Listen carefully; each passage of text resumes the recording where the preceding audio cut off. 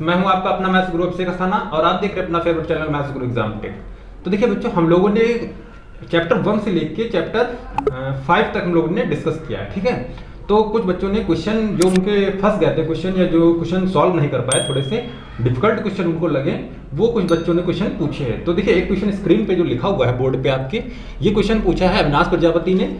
तो देखिए, इस क्वेश्चन में क्या करना है, इसको इस समीकरण की सहायता से हमको ए इनवर्स ज्ञात करना है, ठीक है। इस समीकरण की सहायता से ए इनवर्स ज्ञात करेंगे और इसको सत्यापित भी करना है। समीकरण ये भी कह रहा है कि इस वाली जो समीकरण दिया हुआ है इसको सत्यापित कीजिए। तो इसको सत्यापित करने के लिए क्या है, ए क्यूब का मान निकाल के यहाँ रख देंगे, ए स्क्वायर रख देंगे, 5a रख देंगे और आइडेंटिटी जो मैट्रिक्स होती है उसको रख देंगे और टोटली को सॉल्व करेंगे तो 0 आ जाएगा। ये सिंपल प्रोसेस है, उसको सॉल्व कर लेंगे। लेकिन इस समीकरण की मदद से हम लोग ए इनवर्स कैसे निकालेंगे उसको देखते हैं, ठीक है।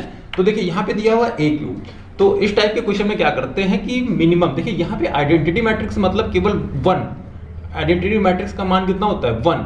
तो जब 11 है तो यहाँ पे इनवर्स, हमको यहाँ पे ए इनवर्स लाना है। ए इनवर्स लाने के लिए क्या करें, हम लोग ए से भाग कर देंगे। ए से समीकरण में ए से भाग करने पर जब भाग करेंगे तो कितना यहां प्राप्त हो जाएगा, ए स्क्वायर। यहां कितना प्राप्त होगा 6a, यहां कितना प्राप्त होगा 5, और ए कट जाएगा। जब अपॉन में ए लगाएंगे ए से कट जाएगा तो केवल 5 आएगा। तो यहां आइडेंटिटी मैट्रिक्स आई लगा देंगे क्योंकि वहां आई लगा सकते हैं, प्लस 11। और देखिए 11 के अपॉन में कितना आएगा ए। इस 11 के जो अपॉन में ए आएगा इसको हम लोग कहां लिखेंगे, ऊपर। तो ए इनवर्स लिखा रहेगा, ठीक है। इक्वल टू कितना आएगा, ये 0 आएगा। अब देखिए, इनवर्स फंक्शन को छोड़ के बाकी सबको उधर ट्रांसफर कर देना है। देखिए कितना आएगा, 11 a inverse equal to minus k a square plus के 6a और प्लस के 5i। अब देखिए, हमको ए स्क्वायर चाहिए, ए तो गिवन है, और आई चाहिए। तो देखिए यहाँ ए स्क्वायर निकालेंगे। तो ए स्क्वायर निकालेंगे, जानते हैं ए इंटू ए। तो देखिए कितना आएगा, 1 1 1 1 2 minus 3 2 minus 1 3 multiply 1 1 1 1 2 minus 3 2 minus 1 3, ठीक है। चलिए मल्टीप्लाई करते हैं। तो देखिए 1 की करेंगे कितना आएगा, ए स्क्वायर इक्वल टू, तो देखिए यहाँ 1 से 1 1 प्लस फिर 1 1 जा 1, फिर 1 2 जा 2, फिर पहली रो की दूसरे से 1 2 माइनस 1, फिर तीसरे से 1 माइनस 3 प्लस 3, फिर दूसरी रो की पहले कॉलम से 1 2 1 जा 2 2 3 जा 6 माइनस 6, फिर 1 1 जा 1 2 2 जा 4 3 1 जा 3 माइनस माइनस प्लस, फिर तीसरे से 1 1 जा 1 6 माइनस 9, फिर 2 1 जा 2, फिर कितना आएगा माइनस 1 प्लस 6, यहाँ कितना आएगा 2 माइनस 2 माइनस 3, फिर कितना आएगा 2 प्लस 3 प्लस 9। अब देखिए सॉल्व कर लेते हैं इसको। तो ए स्क्वायर इक्वल टू कितना आएगा, 2 1 3 1 4 1 2 3 और माइनस 1 2, यहाँ 3 1 4 4 माइनस 1 1, या माइनस माइनस काट देंगे, ठीक है। 1 2 3 6 माइनस 3 1 4 5 8, ये कितना 15 माइनस 40, ठीक है। ये कितना 6 2 8 1 माइनस 7, यहाँ 2 2 कैंसिल माइनस 3, यहाँ 5 14। तो ये तो वैल्यू आ गई इसकी ए स्क्वायर की। तो अब अपने इक्वेशन में आ जाते हैं। तो देखिए ये 11 जो ए इनवर्स है ये ऐसे लिखे रहेंगे, इधर 11 चल रहा है माइनस के।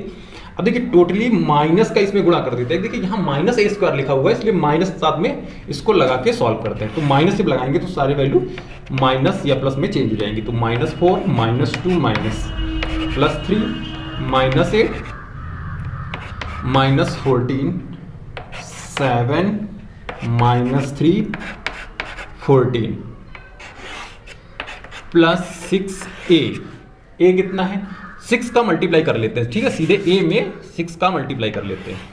तो कितना आएगा 6 6 6 6 12 माइनस 18 12 माइनस 6 18 और यहाँ 5i, इसका मतलब 5 और आइडेंटिटी मैट्रिक्स 1 0 0 0 1 0 0 0 1। अब बात समझ में आ गई होगी, आइडेंटिटी मैट्रिक्स का यूज करना था वहाँ पे। अब देखिए इसका कैलकुलेशन सॉल्व करते हैं। तो देखिए यहाँ -4, यहाँ 6, कितना बचा 2, और यहाँ 5, कितना आएगा 7, ठीक। और देखिए ये 1 जो 11 लिखा था 1/11 यहाँ लगा देते हैं स्टार्टिंग में मॉड में, ठीक है।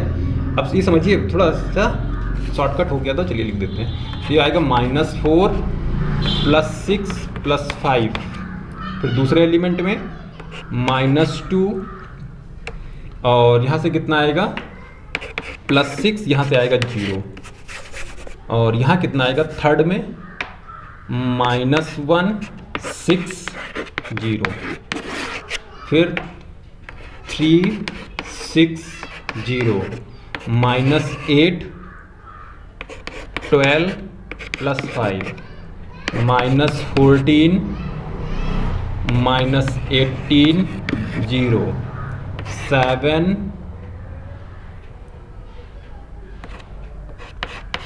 12 0, -3 -6 0, 14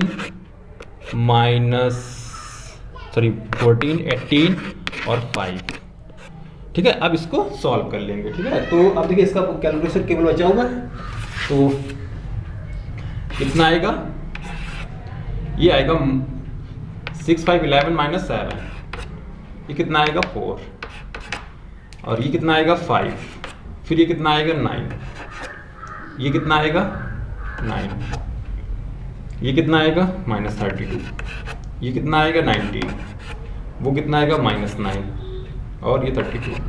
तो इस टाइप से ये आंसर आ गया, ठीक है। 1/11 और साथ में लगा देंगे मॉड वाला। तो इस जो समीकरण मेथड होता है वो इस मेथड से हम लोग सॉल्व करते हैं। जो यहाँ पे मिनिमम a की घात होती है, यानी कि एक थी आइडेंटिटी मैट्रिक्स जिसमें a मिलता है, उसी से हम लोग भाग करते हैं, तो वो इनवर्स बन जाता है। बाकी जो a क्यूब होता है वो कम की पावर जो होती है वो क्या हो जाती है, कम हो जाती है। बस उसी हिसाब से क्वेश्चन को सॉल्व कर देते हैं, ठीक है। तो इस टाइप से क्वेश्चन नंबर एक्सरसाइज 5.4 का शायद क्वेश्चन था, ठीक है। 5.4 का क्वेश्चन था, आप लोग नोट कर लेंगे। तो इस टाइप से आपको समीकरण के क्वेश्चन सॉल्व करेंगे। नेक्स्ट क्वेश्चन देखिए,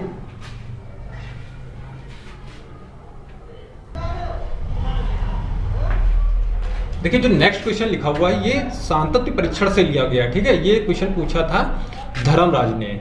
तो देखिए ये क्वेश्चन क्या है, इसमें हमने बताया था कि देखिए यहाँ पे RHL और LHL वैल्यू को डिफाइन करते हैं, और जो न्यूमेरिकल वैल्यू दी रहती है उसको हम लोग फलन बनाते हैं, ठीक है। वो फलन का मान दिया रहता है। तो यहाँ पे देखिए जो 3 है वो π/2 पे पूरी तरह संतुष्ट है, और उसका मान कितना आया 3। तो इसका मतलब फलन का मान हमको पता है। इसमें RHL या LHL लगा के हम लोग कोई भी एक लिमिट निकाल लें, क्योंकि ये दिया हुआ है कि ये सांतत्य है फलन, सॉरी ये क्वेश्चन जो दिया हुआ है ये सांतत्य है, और तब हम लोगों को k का मान ज्ञात करना है, ठीक है। तो चलिए सॉल्व करते हैं। कोई भी एक लिमिट आप सॉल्व कर लीजिए, क्योंकि उसके बराबर हम लोग फलन का मान रख देंगे। तो देखिए यहाँ पे वैल्यू सॉल्व कर लेते हैं RHL। तो RHL में जानते हैं लिमिट h टेंड्स टू 0, और कन्वर्ट कर देंगे f को किसके साथ, π/2 प्लस h के साथ, ठीक है। तो कितना आएगा, लिमिट h टेंड्स टू 0, और यहाँ आएगा k cos x की जगह लिख देंगे आप कितना, π/2 प्लस h, और अपॉन नीचे कितना आएगा π-2 π/2 और प्लस h, ठीक है। चलिए सॉल्व करते हैं। तो इसका कितना आएगा, अब देखिए यहाँ पे लिमिट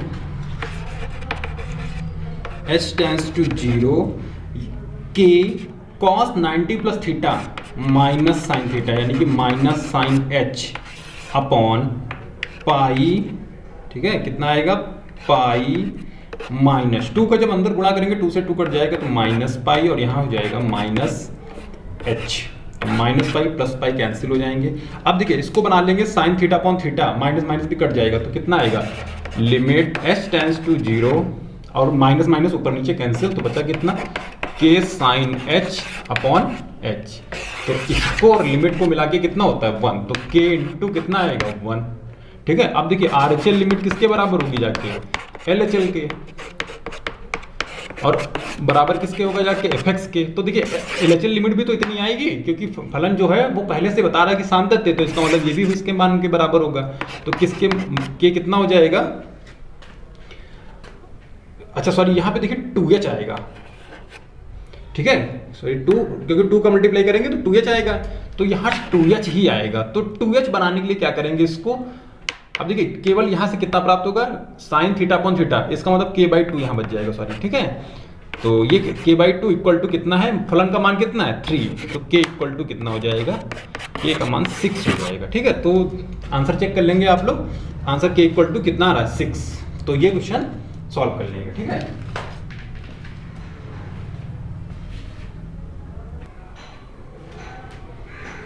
देखिए जो नेक्स्ट क्वेश्चन पूछा है, तो ये क्वेश्चन पूछा है धर्मराज ने ही शायद क्वेश्चन ये पूछा था, ठीक है, 2 क्वेश्चन उसने पूछे थे।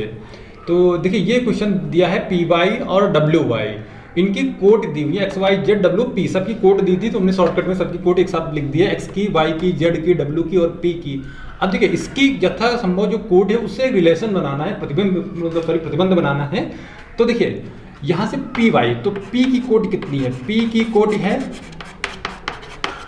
p की कोड कितनी है p इंटू k, ठीक है, और y की कोड कितनी है, y की कोड है 3 इंटू k। तो py जब संभव होगा, ठीक है, py कब संभव होगा, जब k होना चाहिए 3, ठीक है, k कितना होना चाहिए 3, तब यहाँ कितना हो जाएगा 3 क्रॉस 3।